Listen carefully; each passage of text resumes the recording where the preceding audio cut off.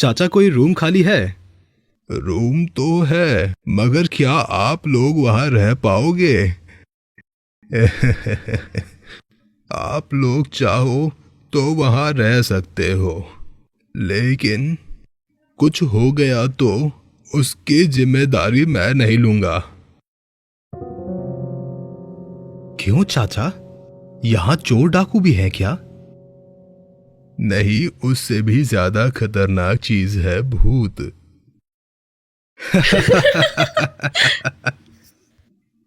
उफ, 21वीं सदी में खड़े होकर ये सब बातें हम नहीं मानते। आप दिखाइए रूम कहाँ है।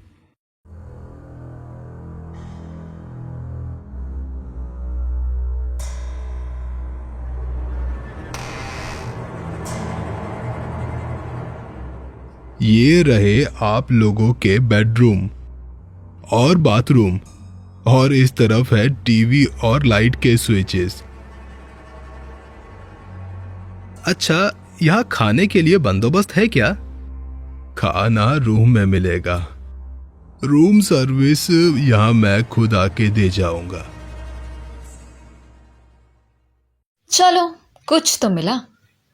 आज की रात किसी तरह से यहाँ गुजारा कर लो, कल कहीं और चले जाएंगे।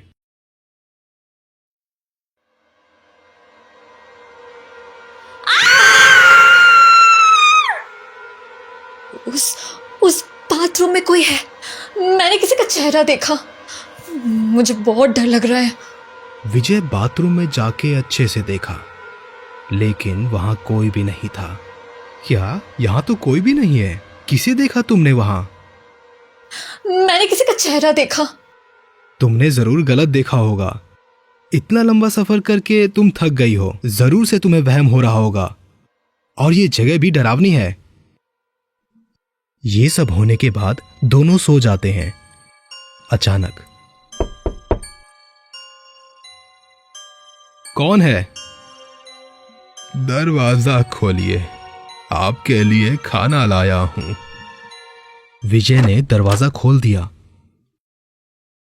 बूढ़े आदमी ने खाना टेबल पर रखते हुए कहा, खाना खा लीजिए, रात को जरूरत पड़ी तो बुला लेना मुझे। रात का खाना खाने के बाद दोनों को ध्यान आया, मोबाइल में नेटवर्क नहीं है। कल सुबह सबसे पहले ये होटल बदलेंगे, फिर बाकी बातें। हाँ ठीक है, चलो अब सो जाते हैं। बहुत रात हो चुकी थी और साथ में ठंड भी बहुत ज्यादा बढ़ रही थी, मानो इस होटल में बर्फ गिर रही हो। दोनों को समझ नहीं आ रहा था कि आखिर ऐसा हो क्यों रहा था।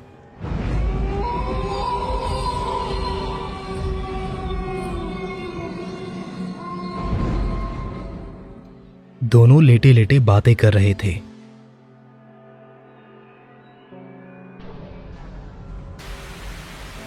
ये सब क्या हो रहा है? टीवी अपने आप कैसे ऑन हो गया? मैं भी वही सोच रहा हूं, शायद टीवी ऑन ही था। इस होटल में ऐसा होना आम बात है। ये सब होने के बाद दोनों सो जाते हैं, मगर थोड़ी ही देर बाद विजय को लगा शायद बाथरूम का नल खुला हुआ है, मानो किसी ने उसे खुला छोड़ दिया हो। विजय उठकर बाथरूम की तरफ जाता है। लाइट्स ऑन करने पर सब कुछ ठीक नजर आता है। ये सब देखकर वो लाइट बंद करके बाहर आ जाता है और देखता है कि मिली चेयर पर बैठी हुई थी। तुम क्यों इतनी ठंड में चेयर पर बैठी हो? चलो सो जाओ। तभी मिली ने बिस्तर से आवाज लगाई, विजय! क्या तुम यहां हो? विजय ने मिली को बिस्तर पर देखा और चेयर की तरफ घूमकर देखा तो वहां कोई भी नहीं था। क्या बात है? तुम किससे बात कर रहे थे? मैंने अभी अभी तुमको चेयर पर देखा, लेकिन तुम तो यहां पर हो। ये ऐसे कैसे हो सकता है?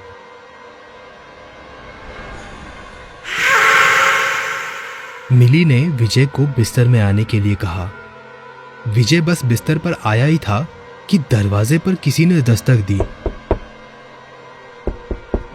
आवाज सुनकर दोनों डर गए। विजय ने दरवाजे पर जाकर पूछा, कौन कौन है? फिर उसने दरवाजा खोल के देखा, बाहर कोई भी नहीं था। बस एक ठंडी सी हवा आई और घर के अंदर चली आई। विजय जैसे ही दरवाजा बंद करके अंदर आता है, तभी अचानक टीवी चलने लगता है।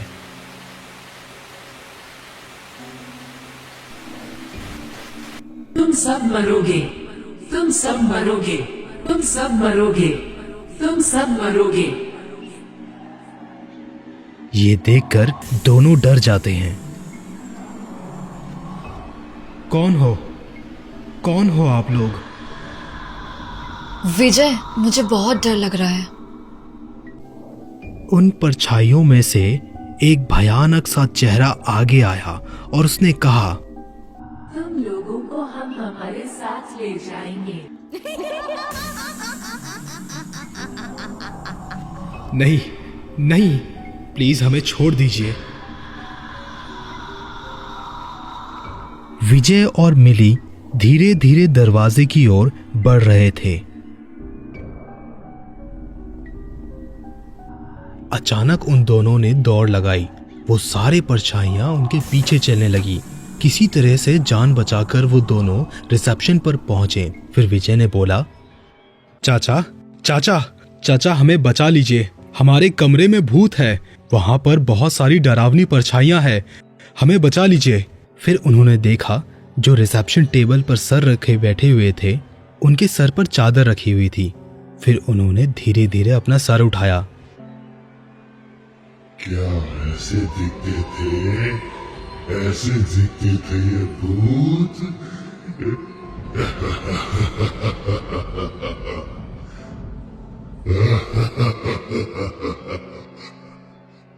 अब तुम दोनों ध्यान से सुनो। यहाँ पे जो आता है वो जिंदा नहीं जाता है। उन दोनों ने दौड़ लगाई और बाहर की तरफ देखा। उनकी गाड़ी बाहर खड़ी थी और चाबी लगी हुई थी उसमें। विजय ने गाड़ी चलाने की जान कोशिश की, मगर गाड़ी स्टार्ट नहीं हो रही थी। दोनों बहुत परेशान हो रहे थे और उधर दूसरी तरफ वो परछाइयां उनकी तरफ बढ़ रहे थे। कोशिश करते करते गाड़ी चल पाई और तेज रफ्तार से वो आगे बढ़ने लगे और वो दोनों वहां से निकल गए। पर पूरा रास्ता कोहरे से भरा हुआ था और थोड़े ही देर जाते ही गाड़ी ने जोर से पेड़ पर टक्कर मार दी और वो दोनों बेहोश हो गए। अगले दिन सुबह उनकी आंखें खुली किसी और दूसरे होटल में।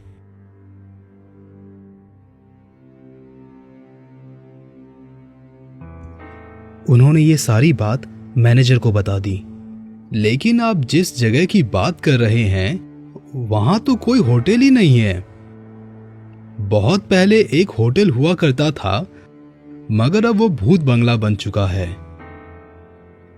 ये सुनकर विजय और मिली एक दूसरे को देखने लगे।